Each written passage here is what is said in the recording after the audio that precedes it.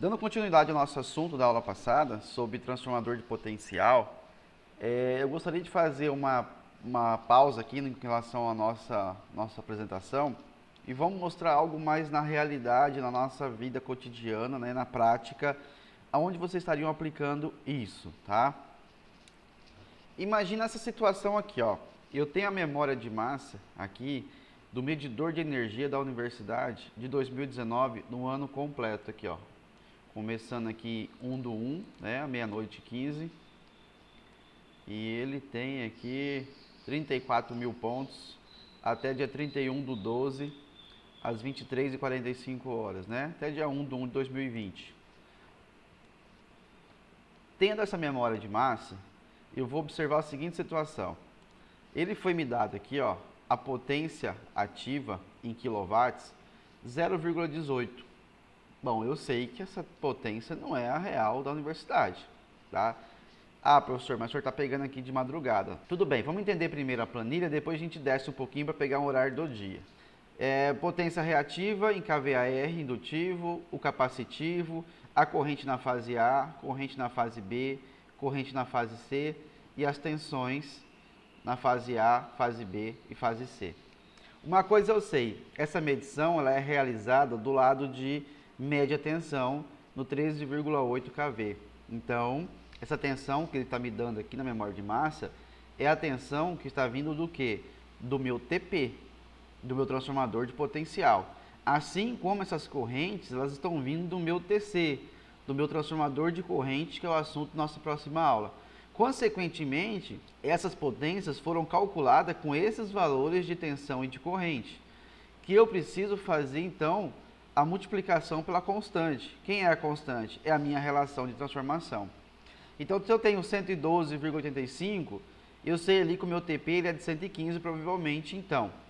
Pegando aqui um arquivo que eu tenho da universidade, eu vou mostrar para vocês o seguinte. Nesse arquivo, que ele ainda é da época da CEMAT, tá? Ele é da época da CEMAT. Ele trazia aqui na minha fatura de energia os valores dos TC e do TP. Tá aqui, ó. Relação do TP e relação do TC na fase A, fase B e fase C, tá? Então, se eu for analisar isso aqui, eu vou ver o seguinte, que o meu TP tem uma relação de quanto? 8.050 dividido por 115. Ele tem uma relação de 70/1. Então, o valor que está sendo lido é 70 vezes menor, né, ali na baixa. E para mim pegar o valor real, eu tenho que multiplicar pela relação nominal. A gente fez aqui a relação nominal. Vamos calcular já do TC, que a gente vai usar na próxima aula. 300 dividido por 5, que é para 5 amperes, tá? 300 amperes no lado de alta, eu vou converter para 5. Quando eu tiver 300 então na alta, eu tenho 5 na baixa. Ele é uma relação de 60. Tudo bem? TP, então, 70 e TC, 60. Voltando na nossa planilha, ou vamos, então, aqui, sei lá, pegar a nossa fatura de energia do ano de 2019. Essa minha memória de massa corresponde ao ano de 2019 todinho. Então, eu tenho uma fatura aqui do ano de 2019, da universidade, ok? Se eu descer aqui embaixo, no meu quadro de informação, vocês vão ver o seguinte. Ele tem a medição atual, tem a medição anterior, que aqui vai dar 25. Ué, professor, mas deu 25 kWh na universidade? Então, não é assim, né? Eu tenho que multiplicar pela constante do TC e do TP. Mas cadê a constante do TC e do TP aqui? Um deu 70, outro deu 60, né? Não tem. Ele está falando que a minha medição de consumo aqui foi 105.000 kWh. Como que ele chegou? Ah, ele usou uma constante de 4.200. Mas o que é a constante de 4.200? Eu não tenho 70 do TP e 60 do TC? Quanto que é 70 vezes 60? Seria tensão vezes corrente. Eu tenho uma constante de 4.200. Então, se eu pegar essa constante do TP e do TC, multiplicar um pelo outro, eu tenho a constante multiplicando as potências, no caso aqui eu tenho consumo, eu acho o valor real. Então, essa conta de energia foi faturada aqui em cima com a potência, não consumo, na realidade, na ponta de 105.000 kW, tá? Então, assim que eu consigo chegar. Nesse outro arquivo aqui também eu já tinha aqui o cálculo da constante. Eu tenho mais informação em relação ao medidor que está instalado lá, que é um Saga 1000, Saga modelo 1000.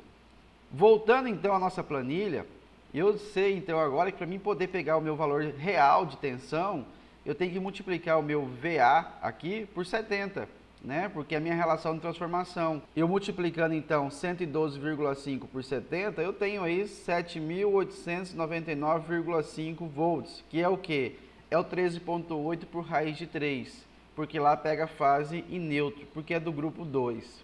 A mesma coisa do TC, pego a corrente que foi lida, multiplico por 60, eu tenho a corrente aqui na escala aqui de 41,64 amperes, né? Para esse momento aqui noturno.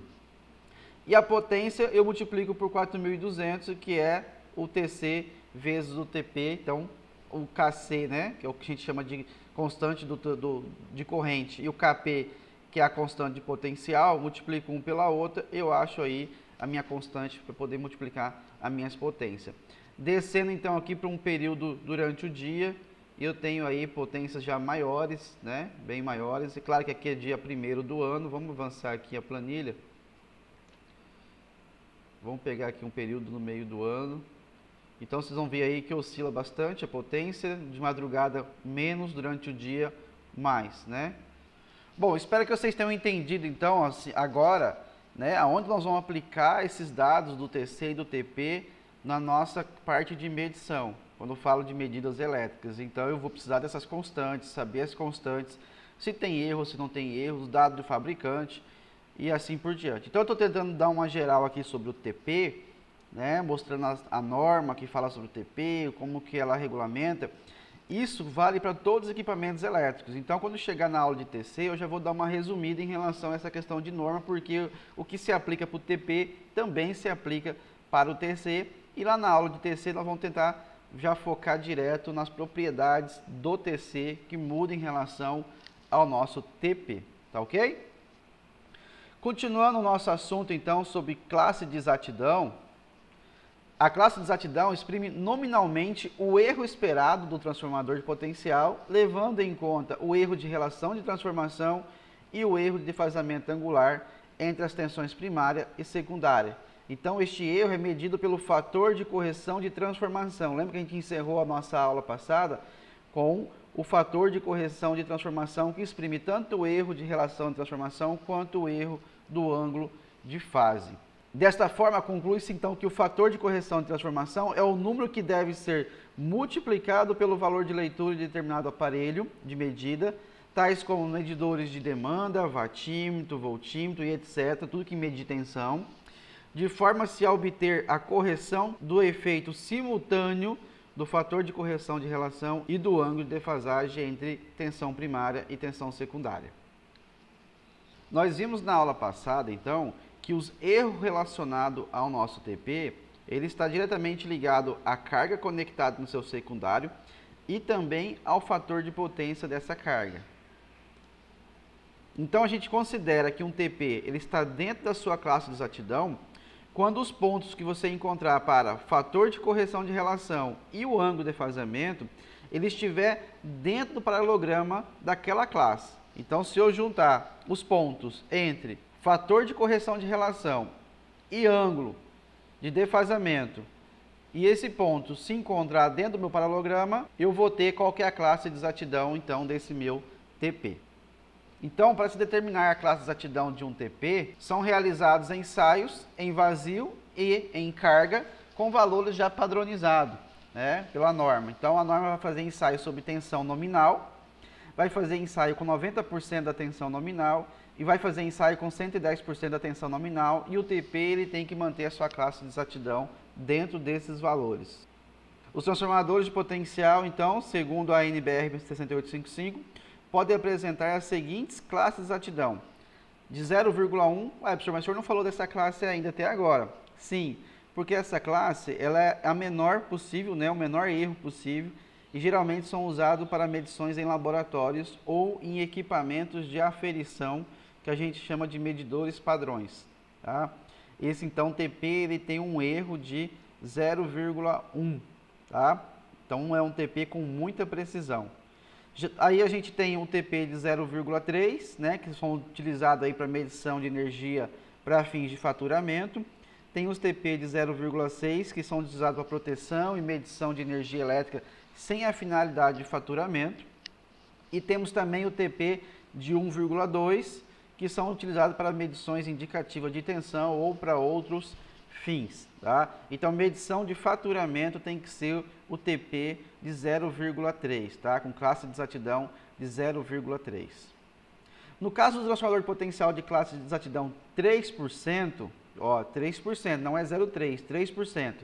Considera-se que ele está dentro da sua classe de exatidão em condições especificadas quando, nesta condição, o fator de correção de relação estiver entre os limites de 1,03 e 0,97. Então, 3% para cima, 3% para baixo. Se ele estiver dentro dessa faixa, ele está mantendo então a sua classe de exatidão. Bom, os transformadores de potencial com um único enrolamento secundário, então devem estar dentro da sua classe de exatidão quando submetido às tensões compreendidas entre 90% e 110% da tensão nominal e para todos os valores de carga nominal, desde a sua operação em vazio até a carga nominal especificada. Então, este mesmo TP deve estar dentro da sua classe de exatidão para todos os valores de fator de potência indutivo medido em seus terminais, compreendido entre 0,6 e 1. Para ficar mais fácil o entendimento do que foi dito aqui, vamos analisar as imagens, a figura do próximo slide. Nessa primeira figura, eu tenho aqui um teste, um ensaio de exatidão, que ele mostra o erro de relação de transformação desde a carga a vazio até a carga nominal. Então, vocês verificam aí que o erro, para uma classe de 0,3, que é esse quadrado, e o externo é a classe de 0,6. Para vazio, em qualquer instante de 90% a 110% de tensão nominal, ele manteve a sua classe de 0,3, ele não saiu fora. Já para carga nominal, houve aqui um instante onde ele não conseguiu manter a sua classe de exatidão, então com a tensão superior aí, próximo de 110%, ele houve uma variação, provavelmente ele saiu da faixa do 0,3%. Já aqui o erro para o ângulo de fase, então aqui eu tenho na escala o erro de ângulo de fase,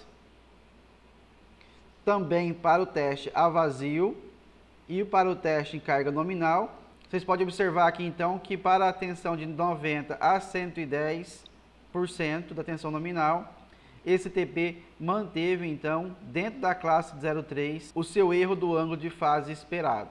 Então aqui teoricamente ele passou no processo. Tá? Uma outra forma da gente entender isso aqui é fazendo a variação então do fator de potência da minha carga no secundário do transformador. Vamos olhar aqui para a situação ainda da classe 0,3. Vamos ver se vocês conseguem entender melhor por aqui. Eu tenho aqui um transformador de potencial de 0,3 P400, que é esse cara aqui, ó, que é a maior potência.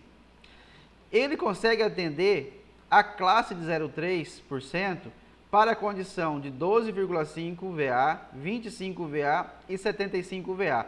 Olha que com a variação de fator de potência de 1 até 0,1, ele sempre esteve dentro do paralelograma. Para uma potência de 200 VA, quando foi colocado nos terminais desse TP, ele já não conseguiu manter, ele já saiu fora aqui, para um fator de potência maior, próximo de 1, e para o fator de potência baixo aqui parece que ele conseguiu até manter, ok?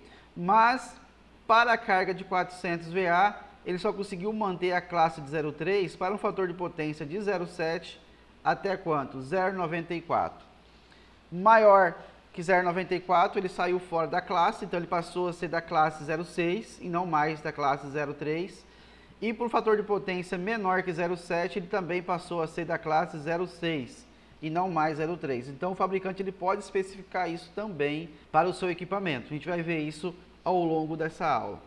Então, segundo a NBR 6855, um transformador de potencial deve manter a sua exatidão em vazio e para todas as cargas intermediárias normalizadas, variando desde 12,5 VA até a sua potência nominal.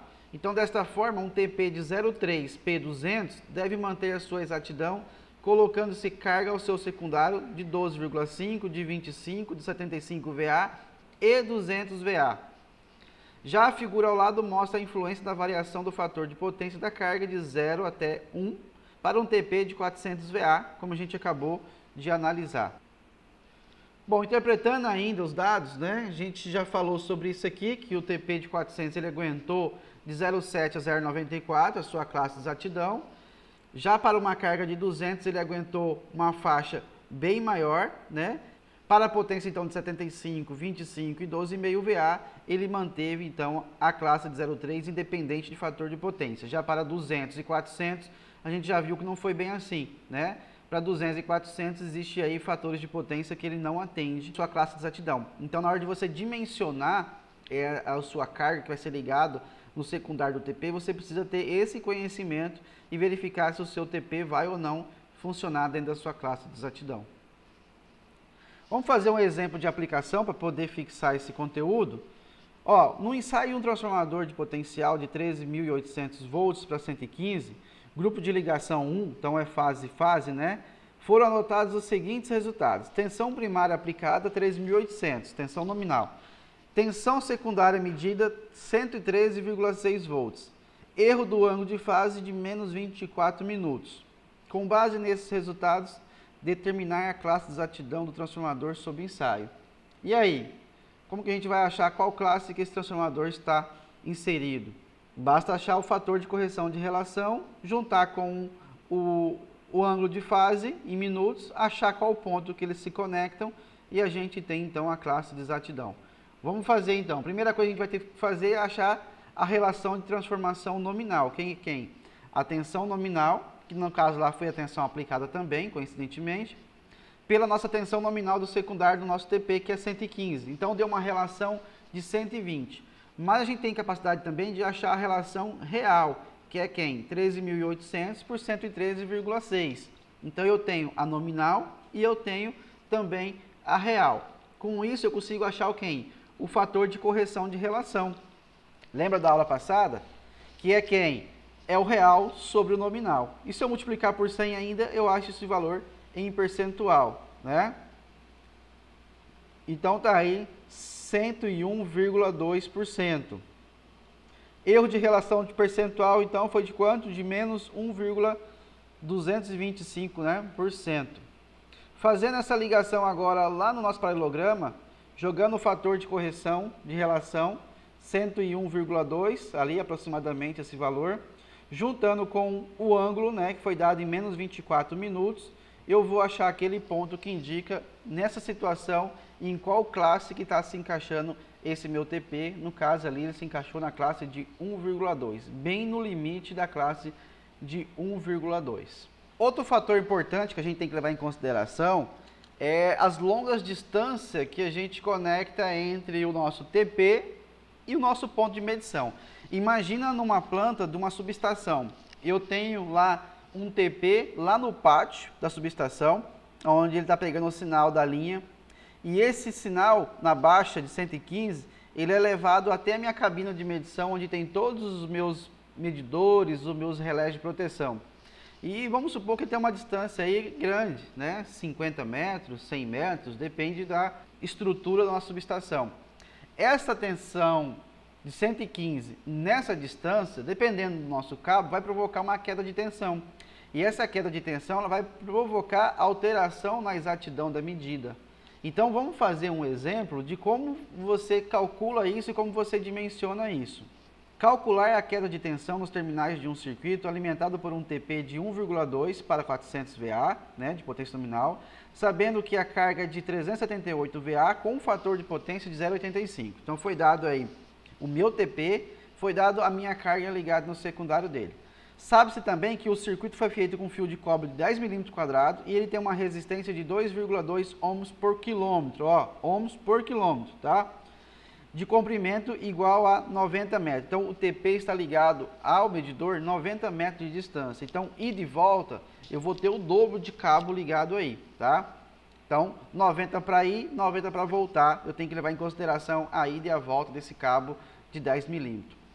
E o TP é do grupo 2, então ele é fase neutra, com tensão primária de 69 por raiz de 3. Então 69 kV por raiz de 3 e relação de 350 para 1. E aí, como que eu faço agora para achar esse erro que vai dar na leitura aí da minha tensão? Quanto que eu vou ter de queda da tensão que vai estar chegando lá no meu medidor, diferente do que estaria saindo do secundário do meu TP? Vamos fazer essa continha aí, rápido? Então vamos lá. Tensão secundária no TP, quem que é? Eu vou fazer a relação, né? Tensão primária sobre tensão secundária. Não foi me dada tensão secundária, mas foi me dada a relação de transformação. Então, basta eu pegar e fazer 69 por raiz de 3 vezes 1 sobre 350, que é a relação de transformação, né? Que basicamente é tensão no primário sobre a relação de transformação. Vai dar o quê? 113,82 volts. E a corrente do circuito? Eu preciso saber qual é a corrente que vai circular para saber qual é a queda de tensão. Então, a corrente, basta eu pegar a minha potência e dividir pela minha tensão, que vai dar quanto? 3,32 amperes. E aí a queda de tensão agora no circuito? Eu vou ter que pegar a corrente, multiplicar pela resistência do condutor. Lembra que foi dado em ohms por quilômetro, então eu divido por 1000, tá? Para achar por metro, vezes a distância. E de volta, 90 mais 90 dá quanto? 180. Então com isso eu vou achar uma queda de tensão aí de 1,32 volts. Observações. Desprezou-se a queda de tensão na reatância, então se for fazer um caso real, precisa levar também em consideração a queda nas reatâncias. Percentualmente, a queda de tensão, então, vale 1,16%. Então, eu preciso levar em consideração essa queda de tensão lá no meu medidor, falando para ele, ó, a tensão que você está lendo, então, ela tem 1,32 volts a menos do que está lá no TP, tá? Então, cuidado também com longas distâncias. Precisa levar em consideração todas as contas nessa situação. Falando ainda sobre a classe de exatidão, temos aqui então o seguinte, o fator de correção de relação de carga total. Fator de correção de relação de carga total. O que seria isso? Ó, quando se considera os efeitos simultâneos da resistência e da reatância dos condutores secundários de um circuito de um TP. Então eu vou ter que pegar o fator de correção de relação, mas eu tenho que considerar agora a queda também no meu condutor, tanto do lado da minha resistência, quanto do lado da minha reatância do meu condutor. Então, você fazendo dessa forma, você vai achar aí o fator de correção de relação para a carga total, que compreende tanto a carga que está lá no secundário, quanto os condutores do circuito, né? Ida e volta. Ok? Para se determinar, então, o desvio angular total, já que eu estou aumentando a distância, o que vai acontecer, então, com o meu ângulo? Vai aumentar meu desvio angular? Será? Então eu tenho uma nova equação agora, que eu chamei aqui de gama CT. Por que chamou de gama CT? É o ângulo de fase compreendendo a carga e os condutores do circuito secundário. Então seria o meu gama para carga total. Eu vou ter meu gama normal, que a gente já tinha aqui nossa equação, tá? E eu tenho que agora acrescentar a queda de tensão na resistência e na reatância. E eu preciso então aplicar essa nova equação para obter o novo valor do ângulo. Tensões nominais. Bom, as tensões primárias e secundárias são padronizadas por norma. Caso você queira um TP diferente, você precisa então especificar isso, né? Para o fabricante, ele vai ter que fabricar algo especial ali para você. Mas geralmente a gente tem o seguinte, vamos partir daqui, ó, grupo 1, tensão fase e fase.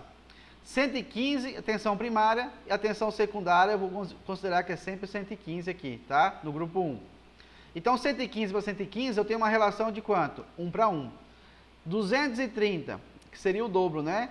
Para 115, eu tenho quanto? 2 para 1.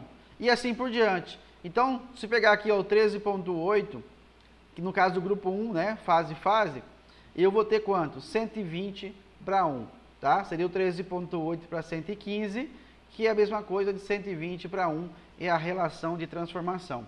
Já no grupo 2, no grupo 3, eu vou ter o quê? Tensão sobre raiz de 3, que é a fase em relação ao neutro. Se a minha tensão de saída for também tensão por raiz de 3, se o TP for fabricado assim, então a relação se mantém, né? Porque manteve a relação 13,8 por raiz de 3 por 115 por raiz de 3, então eu tenho 120 para 1. Já se minha tensão sair em 115, então agora eu tenho o valor de 70 para 1. Eu tenho 13,8 por raiz de 3 no primário e 115 no secundário, então eu tenho 70 para 1. Então, ó, os TPs por norma devem suportar tensões de serviço de 10% acima do seu valor nominal, em regime contínuo, sem nenhum prejuízo à sua integridade física, tá? Isso aí é definido pela norma, ok? Aqui, só para poder exemplificar para vocês, eu tenho aqui algumas placas de identificação. Então, aqui, ó, tensão no primário, 6.690, tensão no secundário, 115 volts. Esse TP pesa 37 kg, o que mais que eu tenho aqui de informação? Ele é da classe de exatidão, ó, de 1,2 P200, então ele é de 200 VA, classe de 1,2, potência térmica de 1.500 VA, o que mais que eu tenho aqui? Ele é feito de epóxi, utilizou a norma 6855 para poder especificar esse equipamento. E aqui eu tenho os terminais, né? H1, H2, X1 e X2, que indica aí o meu lado de alta, o meu primário, e meu lado de baixa, o meu secundário.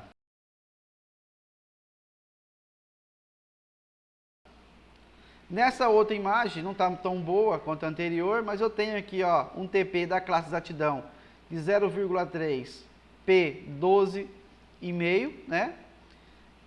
Provavelmente então é um TP para medição, porque 12,5 já é o suficiente. Ele é de 13.800 para 115, pelo que eu estou vendo aqui, conseguindo enxergar. E aqui você vê que ele é do grupo 2. Como ele é do grupo 2, é tensão 13.800 por raiz de 3. Então a relação é 70 para 1. Acabamos de ver isso. Por quê? Porque a tensão que ele está falando aqui de saída é 115 e não 115 por raiz de 3. A potência térmica é de 500 VA, pesa 20 kg. O que mais? Ele é feito de epóxi, usou a norma 6855.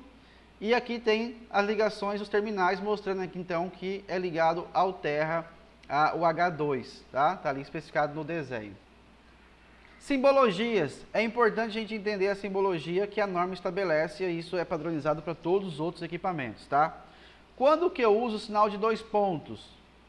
Deve ser usado para representar relações nominais, como por exemplo, 120 para 1, 1 para 1, 2 para 1. Sempre que eu apresento relações, né, de quanto para quanto maior é o primário em relação ao secundário, eu vou usar 2 pontos. Já o hífen, né, que a gente coloca o tracinho, ele deve ser usado para separar relações nominais e tensões primárias de enrolamentos diferentes. Então tem enrolamento primário, enrolamento secundário e um enrolamento terciário. Então eu tenho aqui como exemplo 13.800 para 115, uso um hífen. 13.800 por raiz de 3 para 115, então eu uso um hífen. Quando eu estou falando de valores reais, nominais, eu uso o hífen. Quando eu falo de relação de transformação, né, são relações nominais, eu uso o 2 pontos. A barra deve ser usada para separar tensões primárias nominais e relações nominais obtidas por meio de derivações, né, como se fosse um TAP, seja no enrolamento primário, seja no enrolamento secundário, como por exemplo, 13.800 por raiz de 3 para, tracinho, hífen, 115 barra para 115 por raiz de 3. Então, aqui no secundário, eu tive uma derivação. E quando eu tenho uma derivação, então, eu uso a barra. Tem mais algum, professor? Tem. Tem o sinal de X. Quando eu uso o X deve ser usado para separar tensões primárias nominais e relações nominais de enrolamentos destinados a serem ligados em série ou paralelo. Então, se eu tiver enrolamentos que eles precisam ser ligados em série ou paralelo, eu vou usar o X, tá? A gente vai ver isso aí mais comum lá no TC, ok? Então, se eu tiver um enrolamento aí de 6.900 e um de 13.800, que podem estar sendo ligados em série ou paralelo, para poder obter um tipo de tensão, que vai me dar aqui um outro valor, né, no secundário, então eu tenho que usar o X, já indicando que esses enrolamentos eles podem ser ligados tanto em série quanto em paralelo. Cargas nominais. Bom, a norma ela estabelece algumas cargas nominais que você pode estar ligando nesses equipamentos.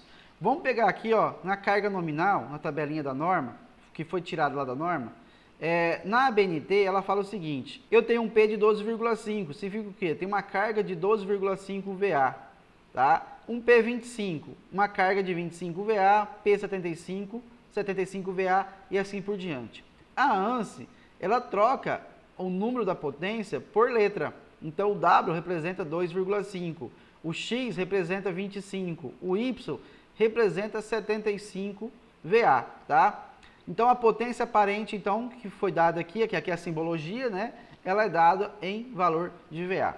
Essas cargas também, elas têm fator de potência, e aqui, no caso, para um 12,5 VA, fator de potência de 0,1, eu tenho a resistência, eu tenho a indutância, e eu tenho praticamente aí a impedância dessa carga que pode ser conectada, então, nesse TP. Olha que a impedância ela acaba sendo alta, por isso então a corrente é pequena, né? A gente já viu isso para equipamentos que medem tensão, ok? Cuidado que essa minha tabela pode não estar atualizada, ela é da norma antiga, que é a norma que eu consegui ter uma versão em PDF, tá? E é para equipamentos da época do analógico ainda, tá? Que tem bobinas, ok? Lá no estilo do nosso galvanômetro. Agora, para equipamentos digitais, precisa ver certinho quais são essas características antes de você usar esses dados para fazer as contas lá das quedas de tensão ou para poder achar os erros no secundário do TP. Aqui então na tabela do meio eu tenho os dados aí para o TP com tensão de 115 volts e aqui eu tenho os dados para o TP com 115 por raiz de 3, tá? Ela traz aí então alguns valores padronizados. Traz também na norma, na versão que eu tenho, a tabela dos aparelhos. Lembrando, os aparelhos analógicos, modelos de indução antigo, tá? Não é os digitais de hoje. Então, o medidor de energia, né, o kWh, ele falou o seguinte, que esses equipamentos ele tinham uma potência ativa de 2 watts, uma potência reativa de 7,9 VAR, então dava uma potência aparente aí de 8,1. E com esses dados você conseguiria então dimensionar o TP, achar todos os parâmetros que você precisa com base no que a gente já veio vendo durante a aula. Então, vou montar isso hoje, eu preciso verificar então o equipamento que eu vou colocar para medição ou que a concessionária vai colocar para medição, quais são as características dele hoje para poder fazer todos aqueles cálculos, né? Toda aquela matemática que a gente já desenvolveu até agora. Bom, a NBR 6855, então ela designa um TP, colocando em ordem a seguinte situação, a gente acabou de ver, né? Ela põe primeiro a classe de exatidão, aí ela põe um P de potencial e depois ela põe o que? A potência nominal, que aqui no caso é 200 VA. Já a ANSI, né, e a I3E, elas já usam letras. Então a ANSI coloca 0,3, que é a classe, e a potência de 200 VA ela coloca como Z. Aqui então estou representando esse mesmo TP da ABNT aqui pela ANSI.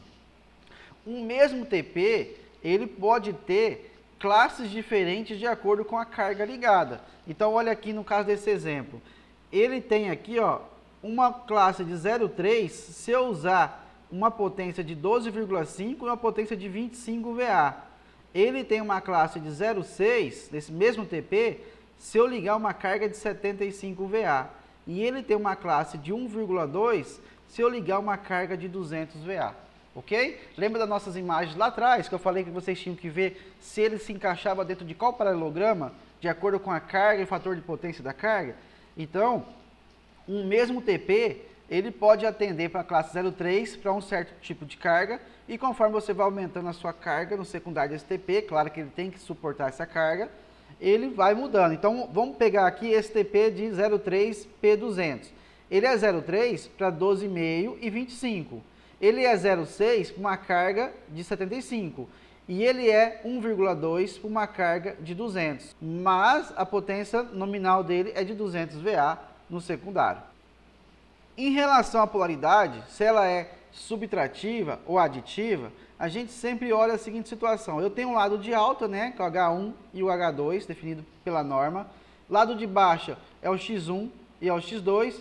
E se você quiser um macete, você coloca setas aqui em cima, ó, aponta uma seta para outra. Vê se elas vão subtrair uma da outra. Se uma for subtrair a outra, ela é subtrativa. Agora, se uma estiver somando a outra, né, vamos arrumar aqui, aí ela é aditiva. Opa, vou fazer de novo aqui. Estou pegando essa mesma seta aqui agora, que eu mudei o sentido dela aqui, ó. E ela vai se somar com a do primário. Primário soma com a do secundário, ela é aditiva. Se ela subtrai, né, uma de frente com a outra, aí ela é subtrativa.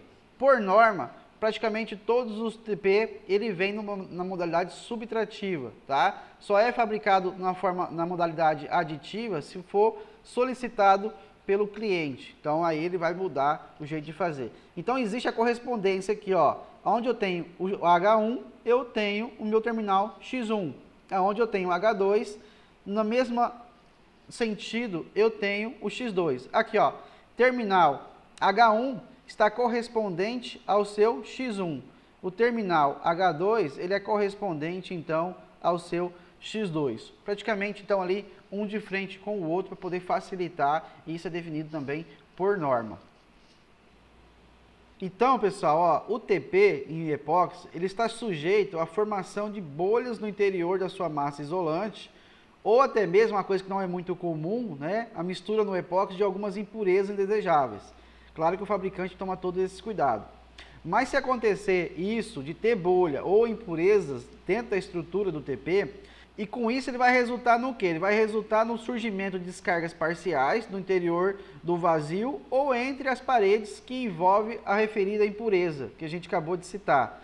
Disso acontece o quê, então? A formação de um gás ozona e a destruição gradual da isolação, até que chega um ponto que acontece um curto-circuito ali no seu TP.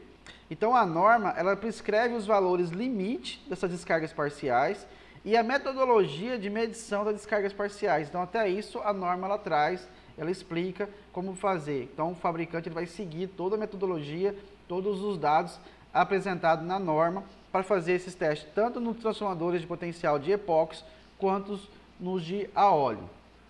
Professor, e a potência térmica nominal? A gente viu a potência nominal em VA, mas o que quer dizer a potência térmica nominal?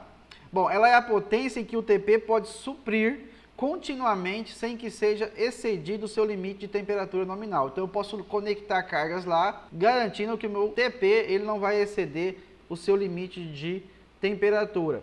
Para transformadores então do grupo de ligação 1 e 2, essa potência térmica nominal ela não deve ser inferior a 1,3 vezes a carga nominal mais elevada, relativamente à sua classe de exatidão também, né? Tem que levar isso em consideração. O valor da potência térmica, então, ela pode ser definida como o quê? 1,21, que é uma constante, vezes uma segunda constante. Essa segunda constante, então, aqui vai depender do tipo de ligação, se ele é do grupo 1, 2 ou do grupo 3, tá? Vezes a tensão do secundário ao quadrado sobre a impedância da carga nominal. Então, o que acontece? A norma ela já me traz na sua tabela alguns valores de potência térmica já para poder ser ligado no grupo 1, 2 e no grupo 3.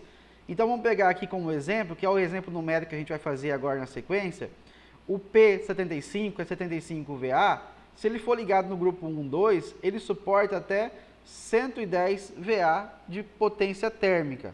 Vamos fazer a matemática para ver como a gente chega nesse valor? Vamos pegar aqui então, ó, calcular a potência térmica de um transformador de potencial de 75 VA, de potência aparente, tensão secundária de 115 volts do grupo de ligação 1, que foi exatamente aquele que eu circulei lá atrás na tabela. Pegando aquela equação então, eu tenho aqui 1,21, que é uma constante, vezes o K, que depende do grupo, é do grupo 1, vezes a tensão, o secundário, 115 ao quadrado, sobre a impedância nominal da carga. Usando os dados da tabela, lá quando mostrou a tabela de carga para a gente, o de 75 VA tinha uma impedância de quanto? 192 ohms, tá? Vou pegar o valor da tabela. E o meu K, que foi dado para a ligação 1, ele é de 1,33. E 1,92 é a impedância da minha carga que a gente acabou de pegar da tabela. Fazendo essa continha, a gente vai chegar então aí a aproximadamente 110 VA, da mesma forma como foi colocado lá na norma, padronizado pela norma então, né?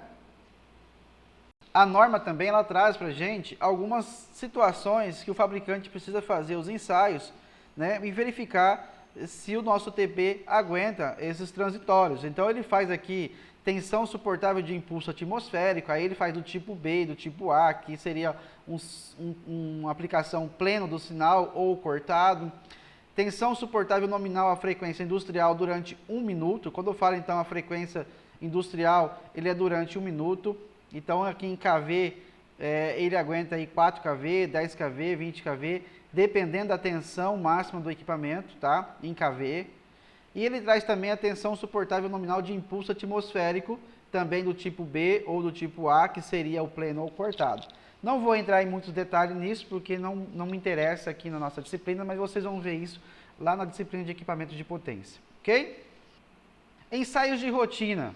Bom, esses ensaios, eles são efetuados para comprovar a qualidade e a uniformidade da mão de obra dos materiais empregados. Então, o fabricante, toda vez que ele fabrica um equipamento, ele tem que fazer os ensaios. Tensão induzida, ele vai aplicar uma tensão e ver quanto está chegando no secundário. Descargas parciais, acabamos de falar sobre isso. Polaridade, né, se a polaridade está correta. Tensão aplicada ao dielétrico. Exatidão.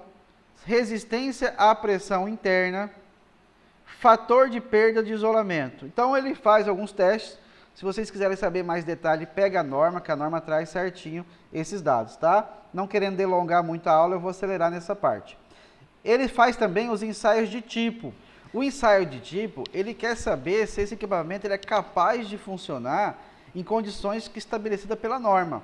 Que a gente veio aqui mostrando essa norma, veio mostrando condições que o TP tem que aguentar em relação à carga desde 0 até a carga máxima, com fator de potência tal. Então o ensaio de tipo ele vem aí para testar isso. Então ele mostra aqui todos os ensaios anteriores, né, que tem que fazer. Faz o teste de resistência de enrolamento, corrente de exatidão e perdas em vazio, tensão de curto-circuito e perdas em carga, tensão suportável a impulso atmosférico, resistência da pressão interna a quente, tensão suportável de impulso de manobra, elevação de temperatura e curto-circuito.